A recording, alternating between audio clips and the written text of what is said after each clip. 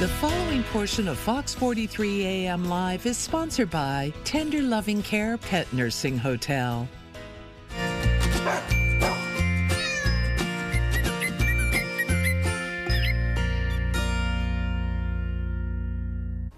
March is National Pet Poison Awareness Month, and today we're focusing on our feline friends, cats. So cats are, curious creatures, and unfortunately that curiosity can sometimes get them into trouble. So joining us now is Leslie, the owner of TLC Pet Nursing Hotel. Welcome back. Hi. I'm very, very curious about today's topic. I have Charlie at home, as I've mentioned. So I know, yes, they get into everything. It's very cautious. So we do know certain things are bad for cats. Yes. What are, I guess, some of the most unexpected household toxins that we should be looking out for? Well, one of the ones that I don't think people necessarily think about all the time is acetaminophen, so Tylenol.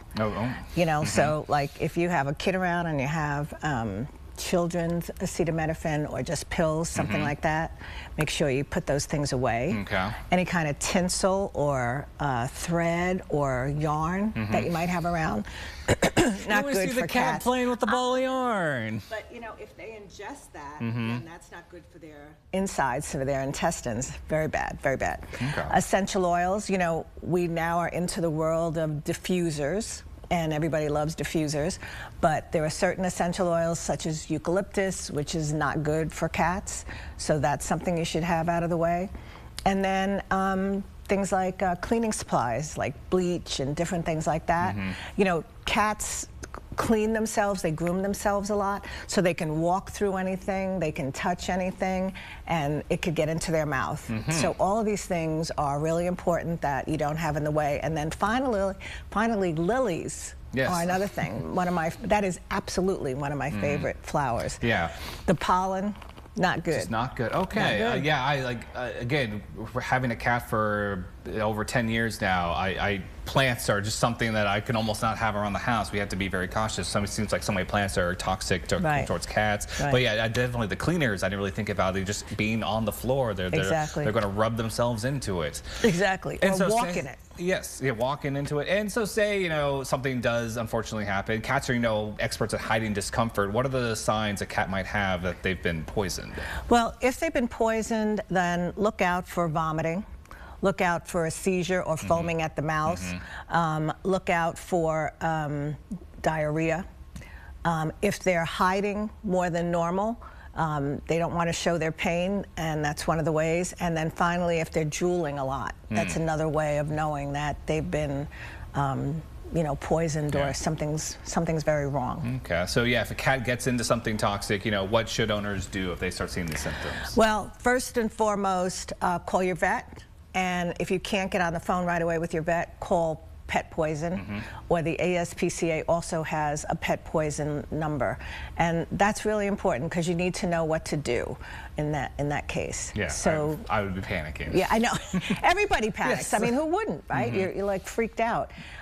So pet poison control, they can tell you exactly what to do, and that's also very helpful. And okay, so it's prevention then. I don't want to get to the stage where I'm calling pet poison control. How can we pet poison proof our house? Well, make sure the drugs are out of the way. Make sure, like the plants, make sure that you don't have the ones that are really toxic to pets, don't have them around. Put things away that, your cat can get into or might touch. And finally, keep the pet poison number around so that, God forbid, anything happen, you're prepared and you are ready to take action. Anything else we should keep in mind that we should, I guess, remember about keeping our pets safe? Well, I think one of the most important things is to make sure that your pets have, especially cats, that they have litter boxes all over the house. That's important so that they can go there and do what they're doing. And this way you can also have some visibility to them. So like if you only have your litter box in the bathroom, then you may not see what's going on with your cat. You may not see right away that they have diarrhea and things like that. So I think it's really important that you have several boxes, and that's actually good to keep their stress level down. They don't have to try to figure out where they're going to go to the restroom. And since they hide a lot, it's really important that you can see them as often as possible, because we all know they love to hide. Yes, they do. They love to hide. They love to be a little just secluded here and there. And we were talking a little bit earlier, and I thought it was interesting because I know your animals are a little sick or something like that. Maybe they're hacking. I think there's a tendency for us to want to induce vomiting. Is like, oh yeah, yay or nay for pets? Yeah, okay. No. I wanted a confirmation of that. Yeah, no, do not induce vomiting with your pet. That could only make the GI worse, and they may actually also swallow it back. So don't do it.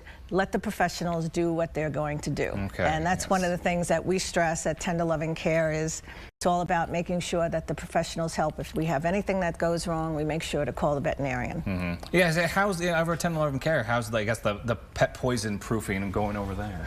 Well, we make sure that any of the cleaners or chemicals that we're using to keep the facility clean are pet friendly, and that we keep them out of the way.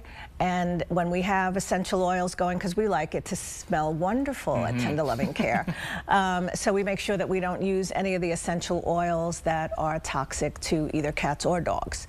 But we have some lovely ones like lavender. Lavender is always a good thing, right? Wonderful. It's a very calming essential oil, so I would recommend that. That's great. Well, Leslie, thank you for helping us watch out for our pets and watching them out for yourselves over at TLC. That's fantastic. All right. Thank you, Dane. And everyone, please, to learn more about Tender Loving Care, you can visit tlcnursinghotel.com. The preceding portion of Fox 43 AM Live was sponsored by Tender Loving Care Pet Nursing Hotel.